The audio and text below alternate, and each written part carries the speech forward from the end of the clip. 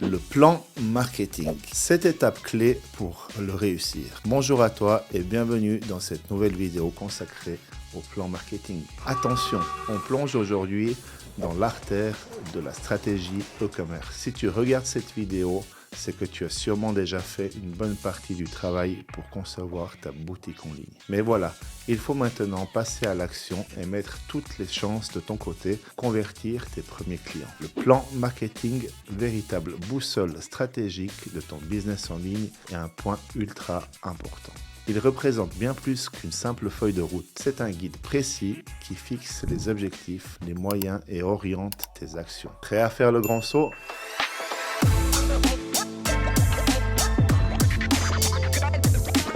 Étape numéro 1. Joue les détectives. Avant de commencer quoi que ce soit, analyse ta concurrence. Comprends ton positionnement sur le marché. Cette étape va t'aider à avoir une vision claire de l'écosystème dans lequel tu évolues. Tu vas obtenir des informations précieuses sur les tendances du marché, les préférences de tes consommateurs, mais aussi les forces et les faiblesses de tes concurrents. Tu pourras plus facilement anticiper les évolutions et adapter ta stratégie en conséquence. Cette analyse peut aussi te révéler des opportunités inexploitées. Tu vas pouvoir identifier les lacunes dans les offres de tes concurrents ou les besoins non satisfaits chez leurs clients. C'est une chance pour toi d'innover et de répondre à ces besoins. Comprendre ton positionnement par rapport à la concurrence, c'est définir ce qui te distingue sur le marché. Est-ce que c'est ton expertise, tes valeurs ou même ton approche unique du service client? Utilise cette analyse pour adapter ton message, pour mettre en avant tes avantages compétitifs, surenchéris sur les points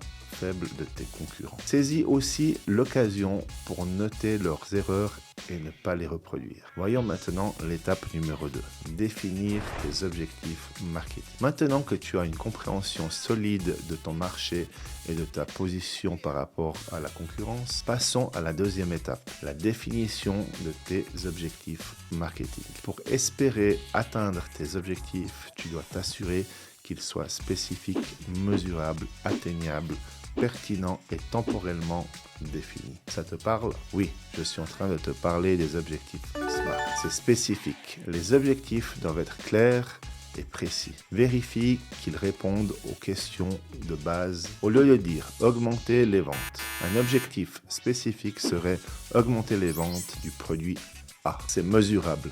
Les objectifs doivent être quantifiables. Ça veut dire que tu dois pouvoir les évaluer de manière objective pour déterminer si tu les as atteints. Dans notre exemple, au lieu de dire augmenter les ventes du produit A, un objectif mesurable serait augmenter les ventes du produit A de 20%. C'est atteignable et réaliste. Ils doivent être ambitieux, mais aussi réalisables avec les ressources et les moyens dont tu disposes. Fixer des objectifs trop élevés peut vite te décourager. Mais fixer des objectifs trop faciles n'aura pas d'impact non plus. Si on reprend notre exemple, au lieu de dire augmenter les ventes du produit A de 20%, tu vas plutôt définir ton objectif augmenter les ventes du produit A de 20% en optimisant le contenu pour les moteurs de recherche et en mettant en place une stratégie de backlinking ciblée. C'est temporellement défini. Les objectifs doivent avoir une échéance clairement définie. Tu vas te créer une deadline, une limite. Par exemple, au lieu de dire augmenter les ventes de produit A, tu pourras dire augmenter les ventes de produit A de 20% d'ici la fin du trimestre.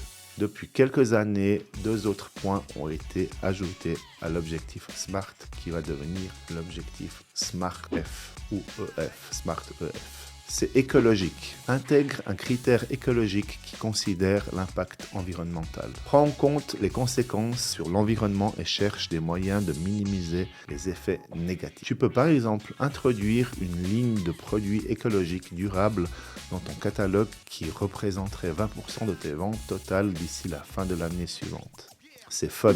Choisis des objectifs qui alimentent ta flamme de businessman. Tu vas ainsi créer une connexion émotionnelle avec tes objectifs qui va te motiver à investir ton temps et ton énergie pour les atteindre. Voyons maintenant l'étape numéro 3. Mettre en place ton budget. Maintenant que tes objectifs sont définis, donne vie à tes idées en planifiant soigneusement ton budget marketing. Cette étape détermine les ressources que tu alloues à chaque élément de stratégie. Campagne publicitaire, contenu, utilisation d'outils d'analyse ou ressources humaines par la sous-traitance par exemple, chaque aspect doit être pris en compte. Chaque euro dépensé doit être placé de façon intelligente. C'est là que se trouve le véritable pouvoir de ton plan marketing.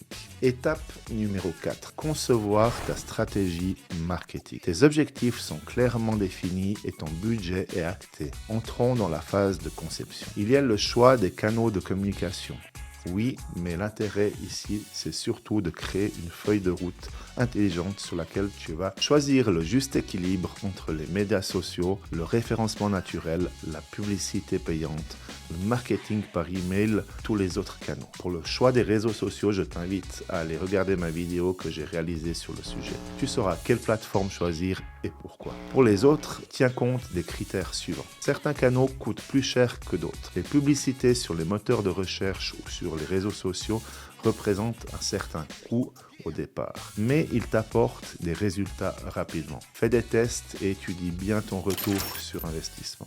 Le temps passé. Le référencement naturel est ultra efficace, mais il est aussi relativement long à mettre en place. Tu peux inclure cette partie dans ton marketing tout de suite, puisque ce que tu vas faire maintenant sera payant dans les mois à venir. Tu vas y passer un peu de temps au départ, tiens-en compte dans la conception de ton plan marketing. Les ressources dont tu disposes. Le marketing par email est tentant dès le départ. Mais de toi à moi, si tu n'as pas d'adresse mail à qui envoyer tes infos, ça ne sert à rien. Assure-toi d'aller là où il y a de la matière à exploiter avant de te lancer via le mauvais canal. Chaque option doit être parfaitement alignée avec tes objectifs. En concevant une stratégie marketing bien ficelée, tu te donnes les moyens de maximiser ton impact, d'obtenir des résultats concrets et mesurables. C'est le véritable moteur de ta réussite marketing. Voyons maintenant l'étape numéro 5, ton calendrier de marketing. L'un des secrets les plus importants de la réussite dans le business en ligne, c'est la régularité. C'est aussi être là au bon moment. Prévoir un calendrier marketing, c'est anticiper les événements en lien avec ton marché, comme les festivals, les journées internationales ou les soldes. Tu vas pouvoir prévoir les offres, des publicités ou ton contenu. Mais au-delà des dates, il sert aussi à planifier avec précision chaque étape de ta stratégie des lancements aux échéances de campagnes clés.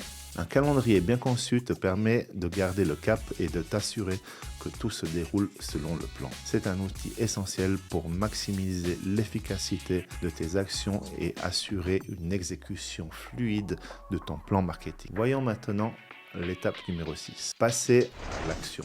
Avec ton calendrier en place, tu arrives au lancement. C'est le moment où toutes les stratégies et les plans se concrétisent. Mettre en œuvre ton plan marketing exige engagement, coordination et exécution précise. Que ce soit le lancement de ta campagne publicitaire, la création de contenu, l'interaction avec ton audience sur les réseaux sociaux ou d'autres initiatives, chaque action compte et doit être respectée. Surveille attentivement les performances et n'hésite pas à ajuster si nécessaire. Voyons maintenant la dernière étape, l'étape numéro 7. Évalue et ajuste selon tes résultats. Bien sûr, ajuster veut dire et évaluer. C'est ici que tu examines de près les résultats obtenus. Quels ont été les succès et les zones qui demandent des améliorations? Quel canal a fonctionné?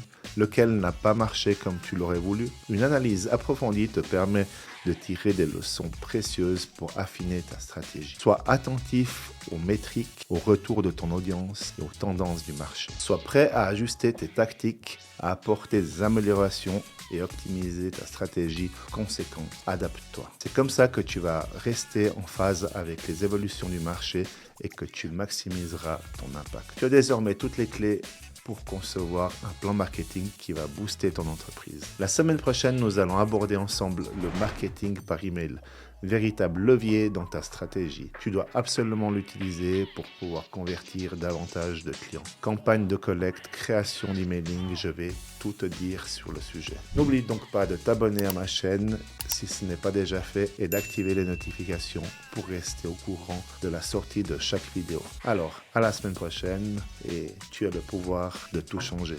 Ciao!